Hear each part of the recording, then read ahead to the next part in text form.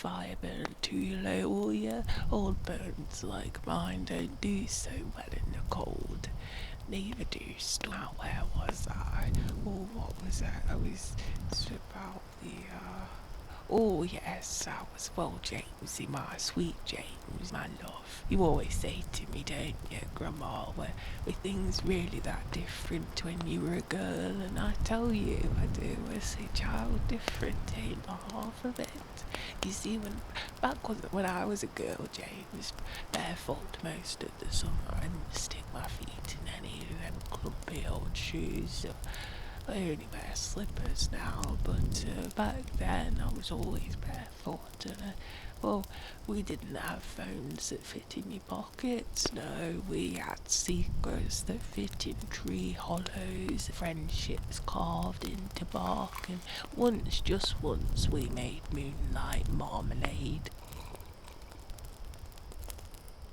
Oh yes, I see that. Look.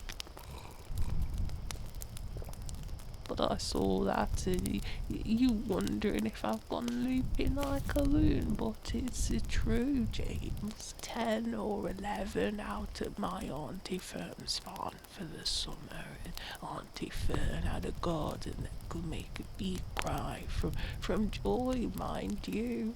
Rows of lavender, mint, cucumbers, and tomatoes so ripe they split open just from the sun kissing them too hard. But the special part, that was a lemon grove hidden behind a crooked stone and an old iron gate that only opened if you knew the trick. I won't tell you the trick, some secrets belong to the soil. But I found it one night when I was following the sound of humming. Not singing, mind you, humming. It was soft and high and full of mischief. Oh, I crept barefoot. I was always barefoot across the wet grass, and there she was, Auntie Fern in a robe and nightcap, standing under the full moon with a jar in her hand. And I asked her, I said, "What are you doing?" Well, she didn't even look surprised. She just smiled and said, "Making moonlight marmalade, child." Well, I thought maybe she'd bumped her head, but she unscrewed that jar quicker than a bumblebee stings, and she held it up to the moon like she was catching fireflies, really. That's what it seemed like to me, but the light shimmered and it twisted, and I swear to you, darling, on your sweet curls it glowed.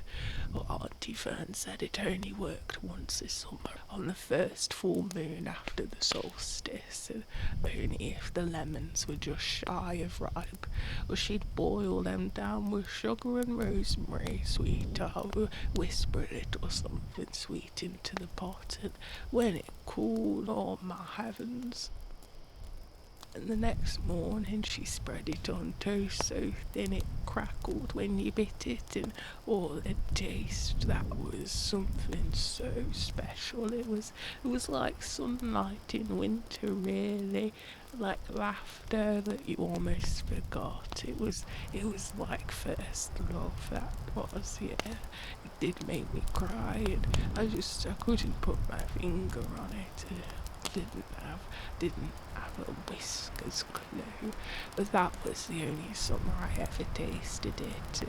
Auntie Fern passed 2 years later, and the lemon grove, well, it went wild. But every June, when the moon's fat and white as a sugar bowl, I put out a little jar on the windowsill just in case. You always ask me why I do it. Sometimes I just say, "Sweetheart, some things are just too magical to forget." Well, that's the tale tonight, my dear, and just remember that sometimes the wildest things are the ones that are most real, especially under a full moon. All sorts of things happen under a full moon.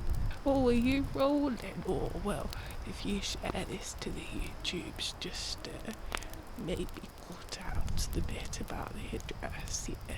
I don't want anyone finding Auntie Fern's lemon grove, or that would break my heart.